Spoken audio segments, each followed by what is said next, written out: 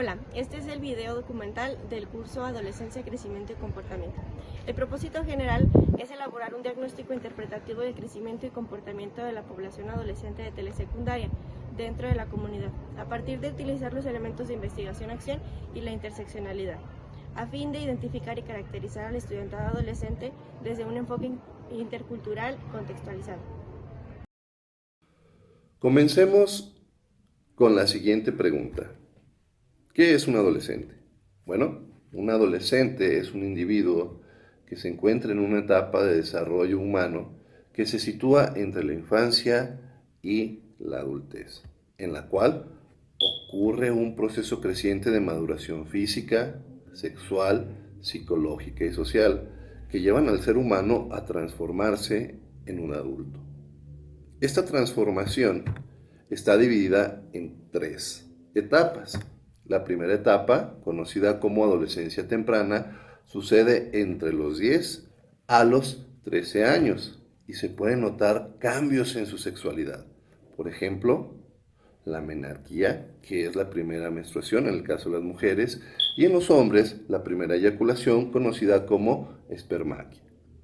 Después pasamos a la segunda etapa, que es la adolescencia media, la cual es de los 14 a los 16 años. Y en esta se presentan cambios físicos muy importantes, tanto en hombres como en mujeres. En el caso de los hombres, vemos lo que es el cambio de su voz, musculatura más desarrollada, comienza el crecimiento de vello y el acné. En el caso de las mujeres, acumulación de grasa en algunas zonas de su cuerpo y el desarrollo de sus glándulas mamarias, ensanchamiento de sus caderas, así como el acné. Y la tercera etapa, conocida como adolescencia tardía, bueno, en esta etapa comienza la aceptación del individuo y se tiende a sentirse más cómodos con su cuerpo. Buscan la adaptación en su entorno social, van definiendo lo que es su identidad. Y esta etapa se presenta de los 17 a los 19 años de edad y puede prolongarse hasta los 21 años. Además, durante la adolescencia se experimentan cambios cognitivos como el desarrollo de la capacidad del pensamiento abstracto y el razonamiento científico, aunque persiste la inmadurez del pensamiento en algunas actitudes y conductas. Una vez logrado el desarrollo cognitivo, un adolescente es capaz de elaborar un pensamiento razonable y puede mantener una actitud crítica ante cualquier situación cotidiana. Como parte de la adolescencia, se desarrolla también el aspecto psicosocial, el cual podemos identificar en la búsqueda de identidad, incluyendo la sexual.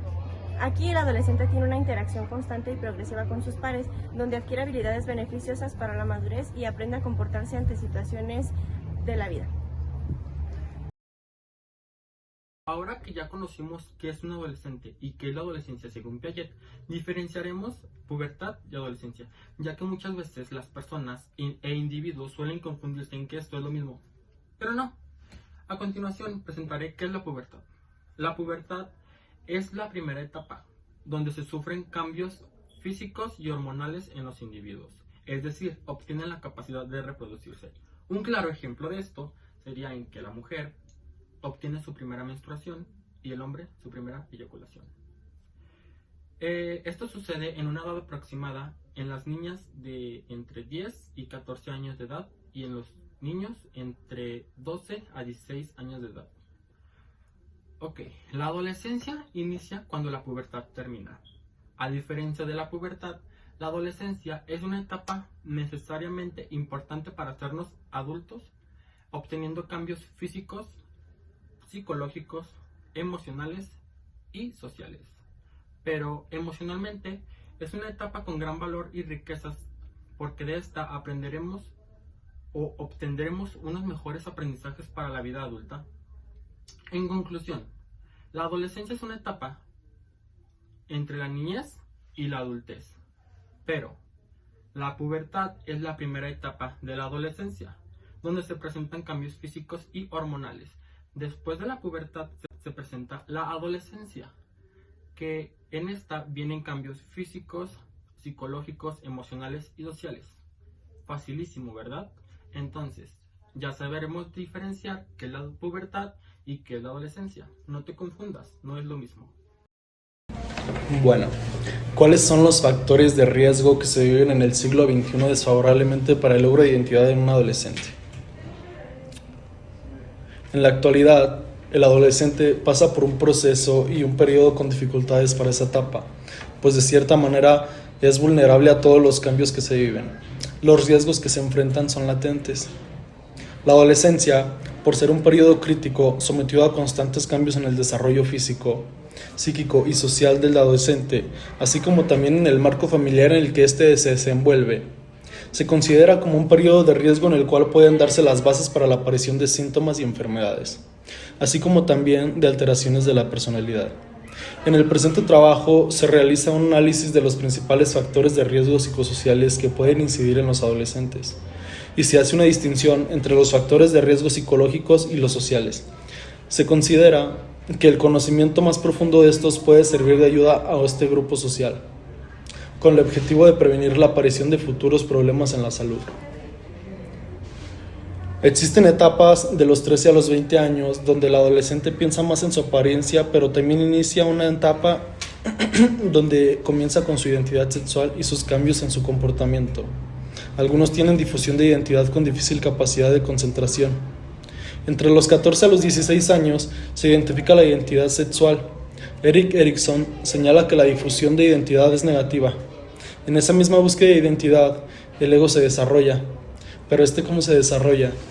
Se desarrolla como un mecanismo de defensa para sobrevivir en un entorno en el cual se aplica en el área donde vive, ya que se necesita atención o afecto para poder llamar la atención de quienes nos rodean.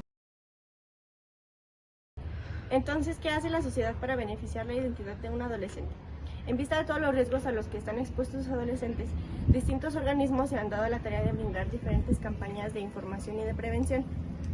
Estas campañas abordan temas de sexualidad, de adicciones, de los riesgos y el uso correcto de las redes sociales y medios de comunicación. También podemos notarlo en los libros de texto, en la publicidad e incluso en redes sociales. En redes sociales podemos encontrar distintos creadores de contenido pertenecientes a instituciones o algunos no. Ellos fomentan la autoestima en los jóvenes y les advierten de lo dañino que pueden ser los estereotipos dentro y fuera de las redes sociales. Un ejemplo de esto es el movimiento de Body Positive. Ahora que ya conocimos qué es un adolescente y todas las características anteriormente mencionadas de esta, abordaremos el cómo influye el estilo de padres y el tipo de familias en la identidad y conductas de un adolescente. Se sabe que a lo largo de los años y en la actualidad, el estilo de padres y de familias es muy importante para el desarrollo de la identidad de un adolescente. Y tanto así que, retomando un poquito los datos obtenidos de la matriz de análisis que elaboramos, podemos decir que el estilo de familias predominando actualmente en el 2023, en el siglo XXI, son de tipo monoparental. Pero se preguntarán, ¿qué es una familia monoparental? Ok, estas familias son aquellas en las que un progenitor convive y se responsabiliza en solitario de sus hijos. Es decir, el papá se va o la mamá se va y solamente se queda un líder. Se puede decir básicamente que son padres solteros. Pero ¿por qué se dan este tipo de familias actualmente? Bueno, hay demasiados factores que influyen en la sociedad. Unos más resaltantes que otros, pero todos a consecuencia negativa. No puede ser que actualmente predomine este tipo de familia, o quizás sí, por la época en la que estamos viviendo. Quizás anteriormente, en los años 80, en las épocas anteriores, las familias eran nucleares. ¿Por qué? Porque pues básicamente los padres se responsabilizaban y aunque se peleaban o tenían sus discusiones, siempre estaban en familia. Y se pudieran dormir en camas diferentes, en cuartos diferentes, pero básicamente seguían siendo la familia. Actualmente no, actualmente las familias se cansan, no pierden la responsabilidad, básicamente no saben ser padres. ¿Pero por qué pasa esto? Los embarazos a temprana edad son muy importantes, ya que las mujeres que son madres solteras se les hace un poquito muy difícil porque no tuvieron responsabilidad los papás. O viceversa, puede haber casos en los que las mujeres no quieren ser responsables y los responsables aquí son los hombres. Y sí, pues básicamente esta sería una familia monoparental. Otra de las acciones son personas básicamente irresponsables y que abandonan la responsabilidad de ser padres. Y una de las más vistas es que no quieren tener una responsabilidad mayor como un hijo. Básicamente este es el factor principal que abarca y da en el punto de vista de una familia monoparental o la consecuencia de esta. Ok, una de las consecuencias más importantes de las conductas de los jóvenes es desfavorable para su identidad y para la personalidad, ya que suelen ser un poco irrespetuosos, impacientes, con bajo autoestima, se sienten frustrados, algo rebeldes y todo esto gracias a la falta de una figura paterna o materna. Pero principalmente aquí imparte la educación en casa. Si tú vas con una familia monoparental pero tienes una buena educación con tu hijo, predomina el monoparental y el estilo de padres es el permisivo. Afectan al desarrollo de la identidad de los adolescentes, pero ojo, no a todos. Es como les mencionaba anteriormente, puede afectar cuando no le das una buena educación a tu hijo actualmente, pero en cambio, si tú eres un padre o madre monoparental y le das una buena educación a tu hijo va a crecer con ideas y educación muy distintas a una mala impartición de parte tuya. Por ejemplo, es muy importante la educación desde casa. Ok, y sabiendo que es muy difícil los padres para entender su desarrollo y por eso que muchas veces se frustran y no saben qué hacer.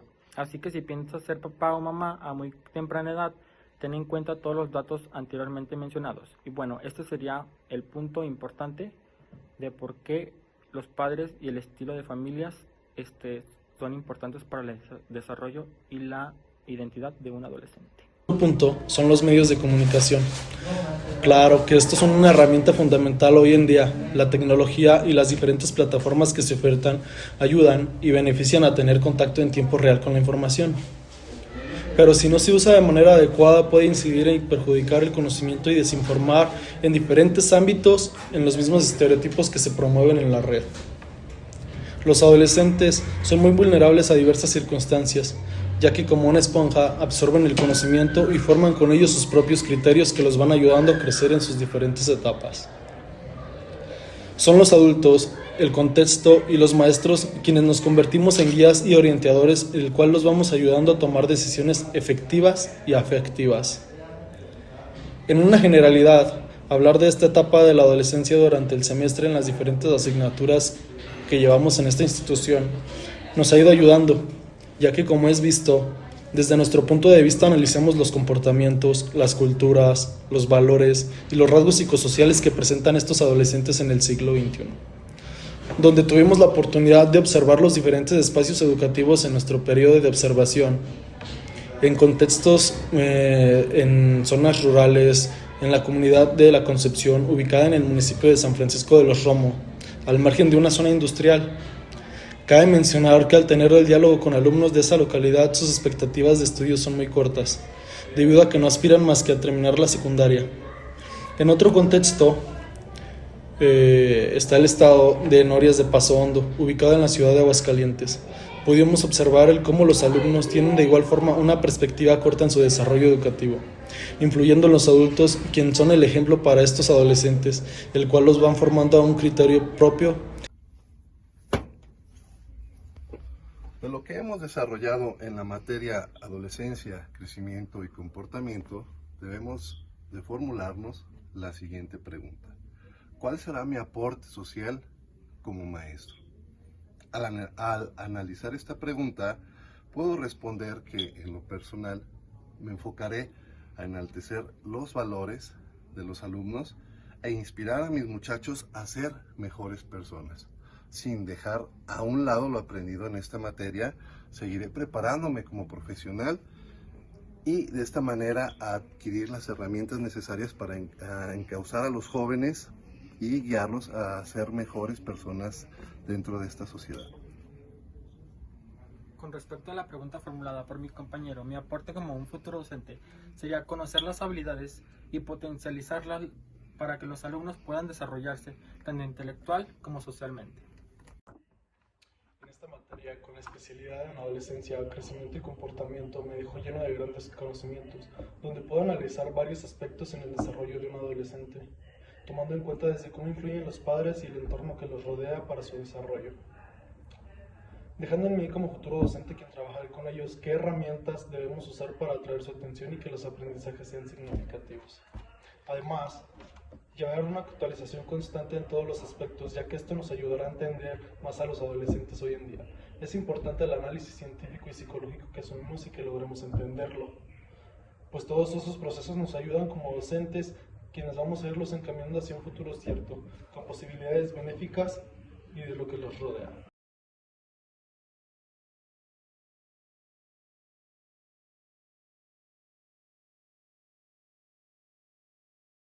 Durante el curso impartido por la maestra Cecilia Merit, tuvimos la oportunidad de hacer mención a grandes autores. Entre ellos encontramos a Erik Erikson y su teoría del desarrollo psicosocial, reforzada por Jean Piaget, el cual es un gran autor. Él es considerado el padre de la epistemología. A la par de ellos también tuvimos la oportunidad de averiguar un poco sobre Sigmund Freud, el cual nos muestra su teoría del desarrollo psicosexual. Entre ellos también encontramos a dos grandes pilares. Uno de ellos es John Bowlby, quien nos deja la teoría del apego infantil, y a James Marcia, quien nos deja su teoría del desarrollo de la personalidad. Estas a la par siento que fueron de suma importancia, ya que tratamos con adolescentes y en conjunto todos esos grandes autores nos brindan un gran conocimiento acerca de cómo se comportan y el por qué. Curso Herramientas para la observación y análisis de prácticas y contextos escolares. El propósito de esta asignatura es que el estudiantado reflexione sobre la interdependencia de la institución educativa y la comunidad. En este video estaremos hablando acerca del tema de la observación. Empecemos por ¿qué es la observación? La observación es una práctica que se utiliza tanto en la formación inicial como permanente del profesorado, así como en la investigación de contextos escolares. Esta práctica consiste en recapitular información sistemática y objetivamente del contexto dentro del aula. Ahora bien, que ya conocemos qué es la observación, pasaremos a ¿qué herramientas son necesarias para la observación? Las herramientas fundamentales para esta práctica serían diario de profesor, diario de aprendizaje, informe de clase, grabación de clase, discusión en grupo y creación de un portafolio. En base a esto, que ya conocemos qué es y qué herramientas necesitamos para la observación, pasaremos a cuál es el proceso o qué es necesario para realizar esta observación. Bueno, los pasos para hacer y para que tengas una buena observación son: primero debes informarte de alguna telesecundaria en específico en la que te dejen ir a observar. Se debe hablar primero con el director o con el que esté encargado en esta institución. En segundo lugar, ya que tengamos confirmado de que sí podemos ir a esa escuela a observar, debemos ver su reglamento, ya sea con cabello corto, uniforme oficial, zapatos, no decir malas palabras, etc. Se debe acatar todo esto porque nos están dando la oportunidad y el permiso de estar en esta institución. Nos debemos de preparar y estar de acuerdo con el profesor, ya que serán demasiados alumnos los que estarán observando en esta escuela.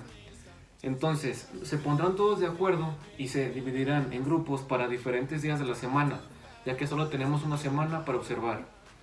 Esto nos servirá para que así un equipo vaya ciertas horas dentro del aula, otro equipo observe la institución y el otro la comunidad en la que se encuentra la telesecundaria. Bueno, el cuarto paso sería que debemos de llevar un cuaderno, lápiz, un lonche, un lapicero para poder apuntar todo lo importante que estemos viendo, todo lo que nos puede servir.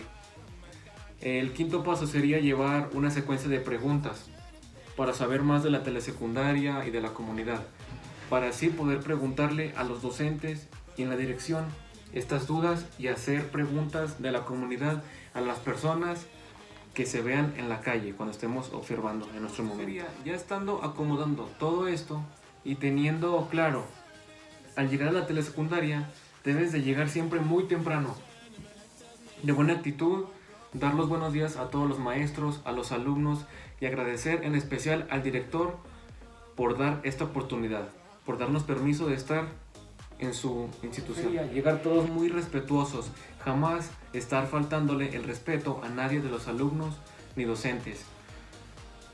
Los grupos que antes hicieron deberán ver quién va primero dentro de las aulas a observar y al pasar unas 2 horas, mientras otro equipo observará dentro de la institución cómo es la escuela, lo que tiene, lo que le falta, el otro equipo estará afuera en la comunidad observando en su entorno que se encuentra esta escuela para así rescatar todo lo que tengamos duda haciendo preguntas en el cierto momento.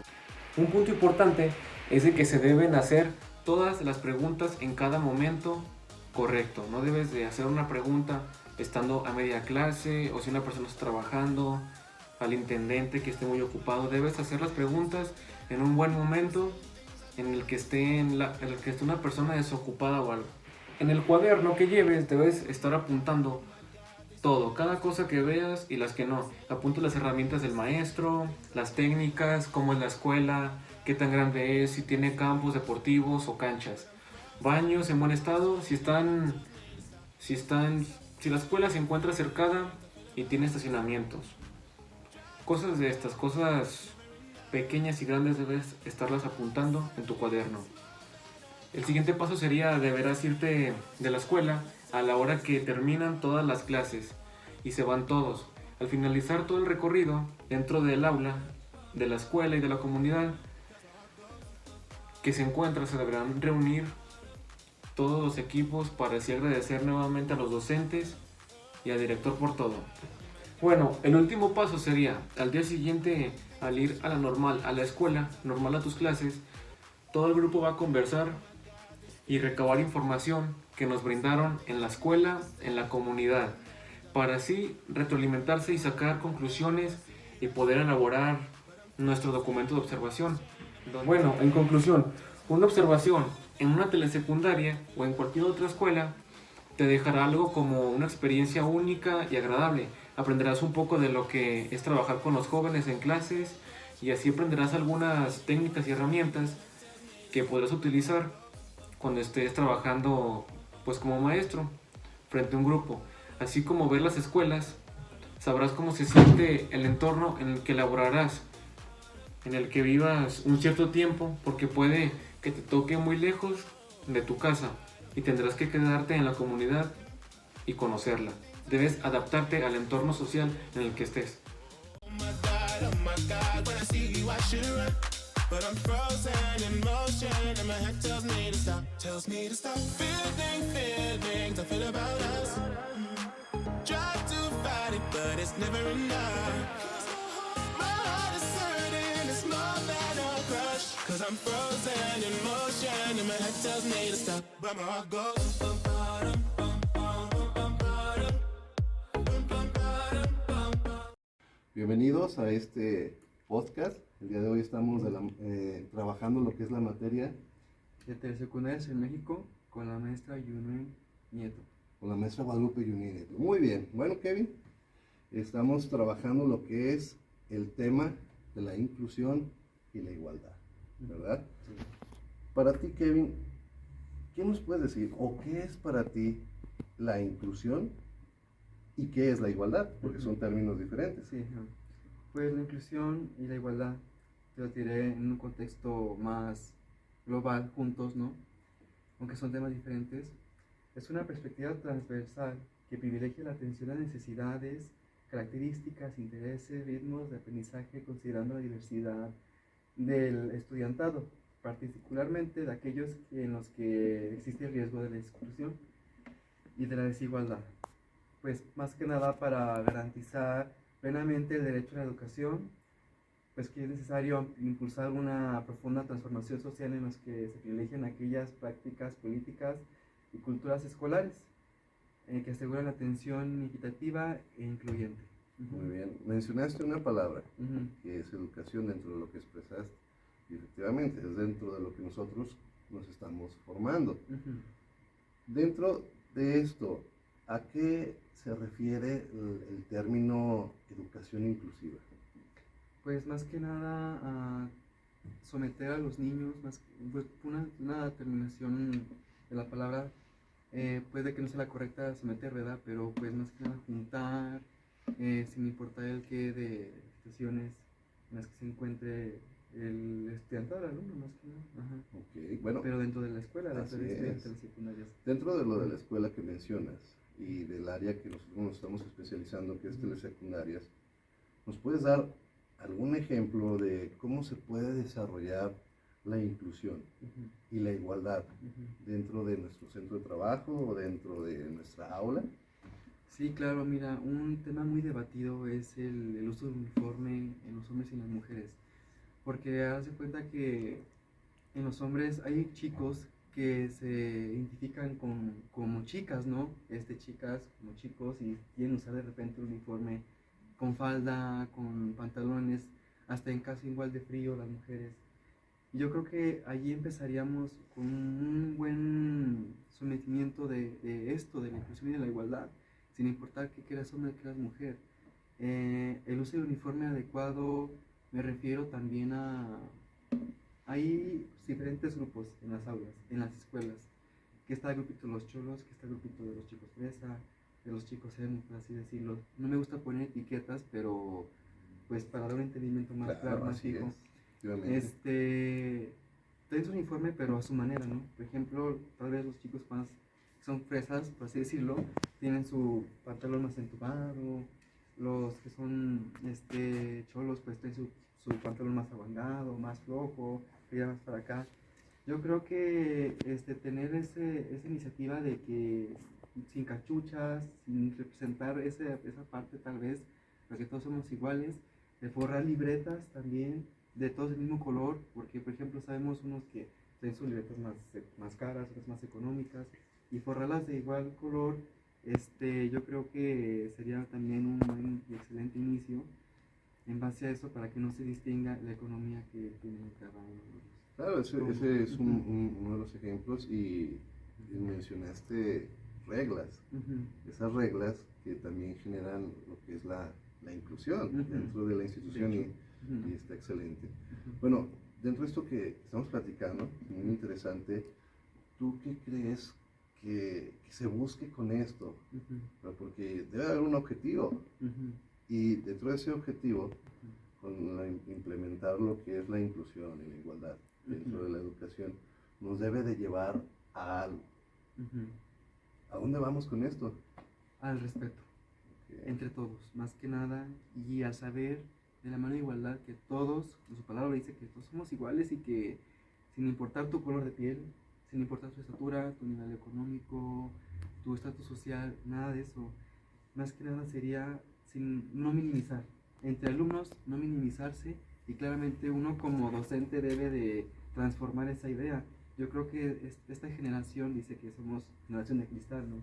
Y que vamos con malas ideas, que no aguantamos mucho, pero créeme que ser parte de la generación de cristal me hace también decir que no aguantamos en el aspecto del sufrimiento, como las mujeres en las casas que las maltratan, que se aguantaban porque pues se tenían que casar con los hombres y pues no tienen que, pues como que va a decir la sociedad, va a decir aquello, y esta generación no es así. Yo creo que nosotros somos un buen punto de inicio para decir esto es lo que se va a establecer, claro, empezando de un granito de arena, no de golpe todo. Por ejemplo, te decía esto del uniforme escolar, de los pantalones en las chicas y los chicos con la falda, pues no de golpe tampoco, ¿no? O sea, no se debe, pero ir de granito a granito como docente y checar cómo está tu contexto en el área, en la comunidad, y ver cómo se toman las ideas y establecer estrategias. Sí, como dices tú, ir paso a paso, que ese sería hacer el escenario de igualdad. Sí. Y poder pasar a la inclusión. Muy bien, excelente. Bueno, anteriormente nos había platicado nuestro compañero Samuel los antecedentes, la historia de lo que es la telesecundaria, esos avances, esos cambios que ha tenido, ¿verdad? Sí. Vamos a retomar una pregunta ahora. De lo que hemos analizado, esa transición que ha tenido la telesecundaria a lo que tenemos ahora, porque nos dimos cuenta, fuimos a algunas observaciones. Sí, sí recuerdo. ¿Crees tú que ha habido algún cambio en la cuestión de este tema de inclusión, de igualdad? Yo creo que sí, en parte, porque, y depende de la zona en la que estén. Pues recuerdas, hemos ido a las primeras 2 telesecundarias que vamos a observar. Allí hubo dos telesecundarias que pues sí se me hicieron muy llamativas en el aspecto de que unos alumnos eran más, como tú dices, más igualitarios, juntaban más a los compañeros, y en otro eran más de que yo puedo más y más entre los hombres, ¿no? De quién trae la mejor cachucha, quién trae el mejor pantalón, y las chicas no, eran todas por igual. Y en otra telesecundaria eran, o sea, sin importar como que los alumnos se juntaban todos con todos, no había como que una exclusión. Pero sí, se ha habido, yo creo que en la historia un cambio, pues yo estuve en una secundaria, en una telesecundaria, pero de estar aquí ahora en la normal y ser, observar como más que nada docente y estar ya en el aula anteriormente más chico, pues sí hubo un gran cambio. Muy bien, ¿no? Excelente, claro que sí. Bueno, pues excelente análisis que hemos tenido el día de hoy y lo mucho que nos ha dejado la materia impartida por la maestra Yunue.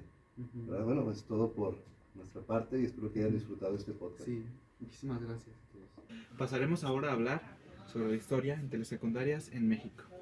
Todo da inicio en 1915, ya que se da origen a la educación secundaria en un congreso pedagógico de Veracruz, para después, en 1921, dar la creación de la Secretaría de Educación Pública.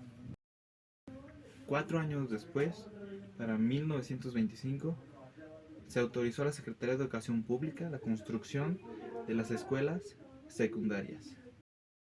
Para 1950, el número de planteles era de casi 700, pero solo el 32% de egresados de primaria encontraron un lugar en educación secundaria. Esto dio preámbulo a la creación de telesecundarias. 16 años después, para 1966, inician las pruebas piloto de telesecundaria.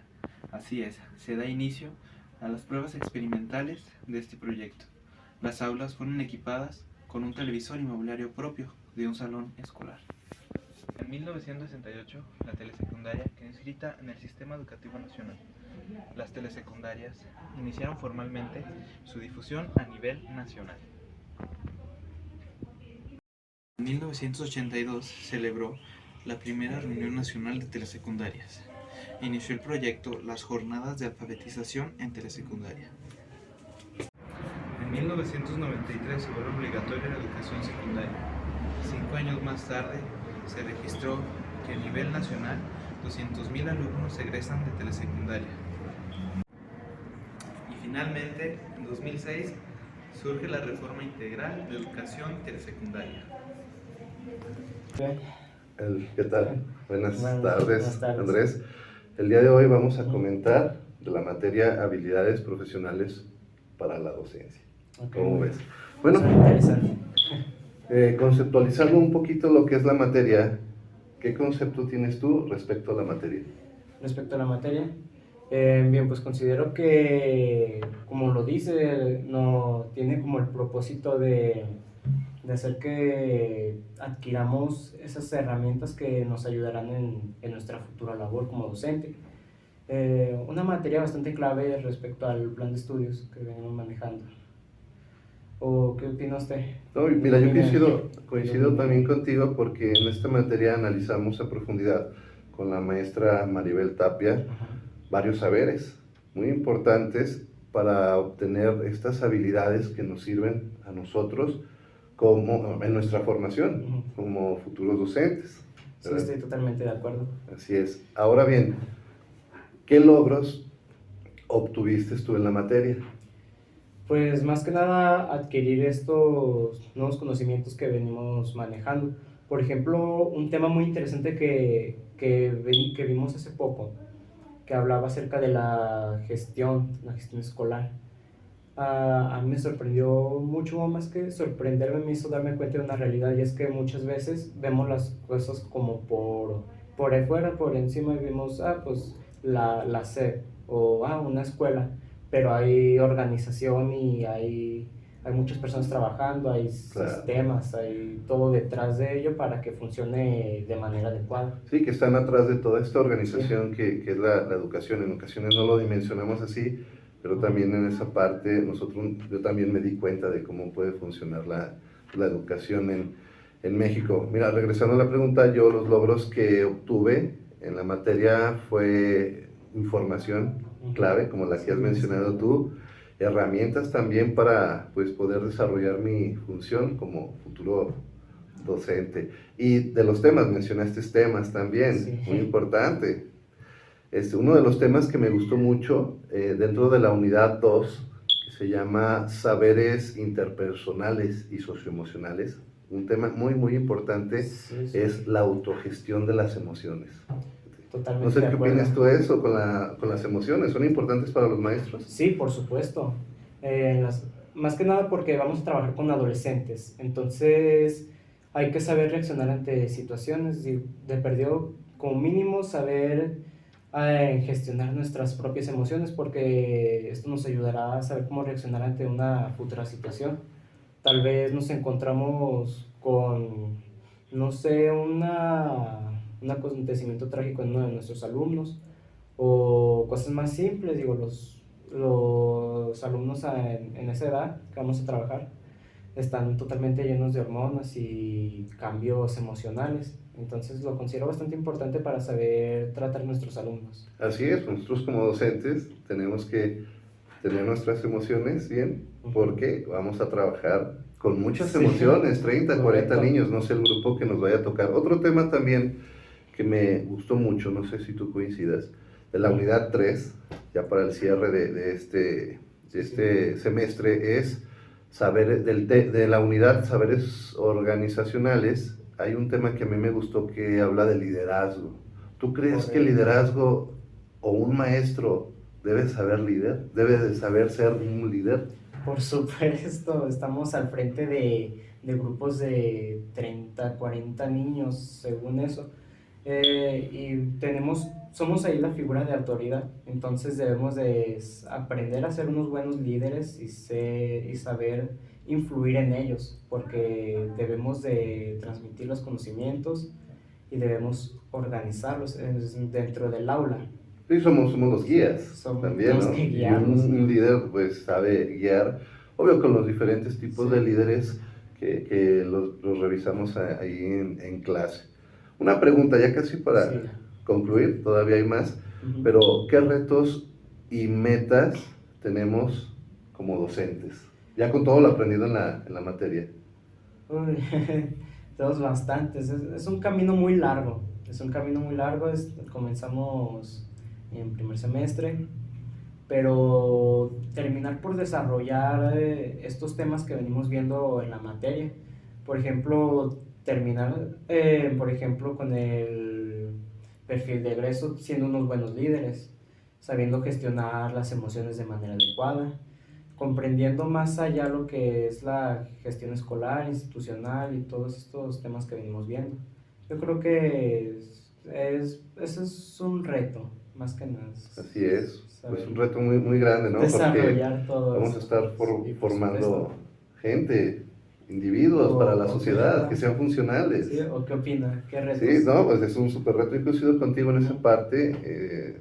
Es muy, muy, muy, muy grande el reto que tenemos, pero este tipo de materias como habilidades profesionales para la docencia nos dejan mucho para poder solucionar esas metas, esos retos que Sí, se nos por van a enfrentar día con día. No lo sabemos, los retos aún pueden variar, Sí. pero nos van a dar las herramientas necesarias para salir adelante y solucionar de mejor Eso conlleva una gran responsabilidad. manera. por Así es. supuesto. Y bueno, una pregunta clave muy importante, y ahora sí para concluir este podcast, es ¿cuál consideras tú, maestro Andrés, Ajá. que es la herramienta clave o una de las herramientas claves en la labor docente?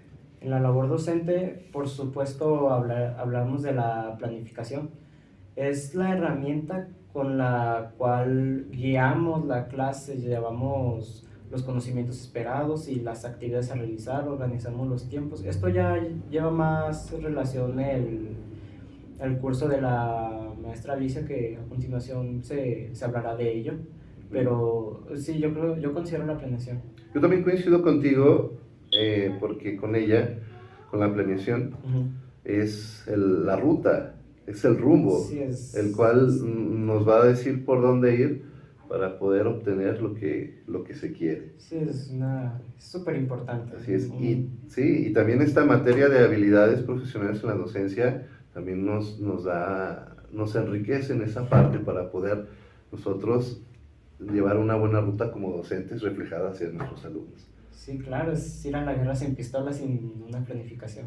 Así es. Bueno, pues es todo Sería todo. de este podcast y espero que lo hayan Disfrutado y sí, les sirva de mucho. Aquí el maestro Andrés y su servidor Juan Manuel Ortiz Ciscareño. A continuación, les mostraremos lo que debe de llevar la planificación didáctica por secuencia Modelo Educativo 2018. En primer lugar, deben de llevar datos generales de la escuela, nombre de la escuela, clave y zona escolar. Como segundo, datos generales del grupo y temas a impartir. Después de eso, la secuencia didáctica, actividades a desarrollar y como todo debe de llevar un inicio, un desarrollo y un cierre. Para finalizar, debemos de realizar una rúbrica para evaluar los procesos del trabajo del alumno.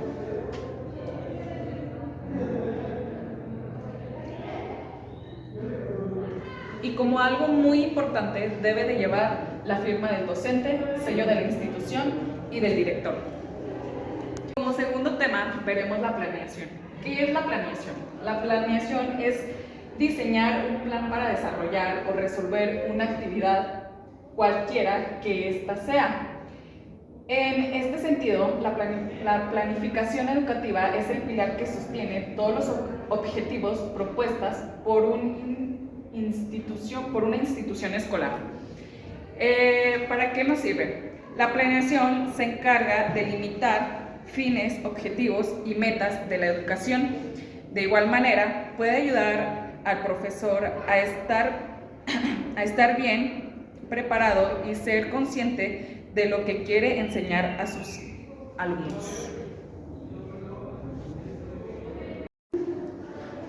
Nosotros vamos a explicarles un poquito acerca de lo aprendido en el curso de la maestra Alicia Velasco Reyes, gracias al curso que nos impartió. El curso se llama Propósitos, Contenidos y Enfoques para la Planeación en Telesecundaria. El propósito general de este curso es que los docentes en formación conozcan las características del modelo pedagógico y didáctico de las secundarias. Bueno, ¿cuáles son los antecedentes de la NEM? Los antecedentes de la NEM es el plan 2011, que consideramos un plan lineal. En él tratamos los contenidos o estándares y competencias para la vida, como también los campos formativos. ¿Qué plan de estudios está actualmente? El plan 2018. En él encontramos que los aprendizajes son claves y son componentes curriculares. Dentro de ellos también encontramos la formación académica, autonomía curricular, desarrollo personal y social. Bueno, como ya mencionado anteriormente, tenemos lo que viene siendo la nueva escuela mexicana, más conocida como la NEM. En ella vamos a encontrar cómo se estructura y qué elementos nos maneja el plan 2022.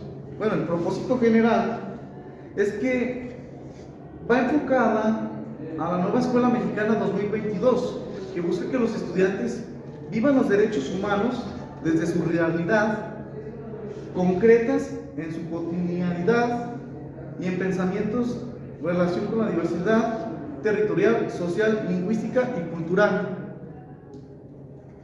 Dentro del plan 2022, que viene siendo la NEM, encontramos que son 4 campos formativos. Los 4 campos formativos son lenguajes, saberes, ética, naturaleza, y también nos maneja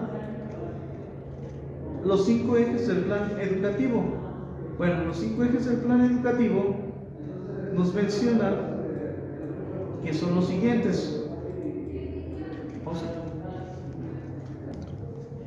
Bueno, como nos menciona que son 5 ejes del plan educativo, en ellos se encuentra el desarrollo profesional docente, la formación, la inclusión y la equidad. Esto es muy importante, pues ya que trabajaremos nosotros con personas pues, que son adolescentes, ¿no? Y que están en el transcurso de su vida en donde carecen de identidad. Para no guiarnos del tema, el plan educativo se conforma y se encuentra dividido en 6 fases, y ya esas fases pues nos maneja el plan 2022.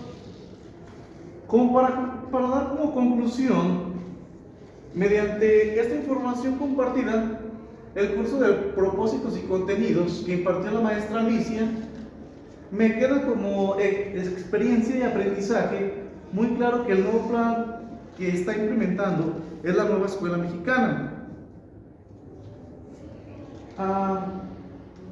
que es el 2022, que en ella se conforma con varios contenidos en los cuales nos explican cómo se encuentra paso a paso y cuáles son los antecedentes y el manejo de los enfoques que sustentan el plan de estudios y los contenidos de los diálogos y progresión del aprendizaje en los componentes, y cuál es la metodología y que ampliamente se está trabajando por proyectos.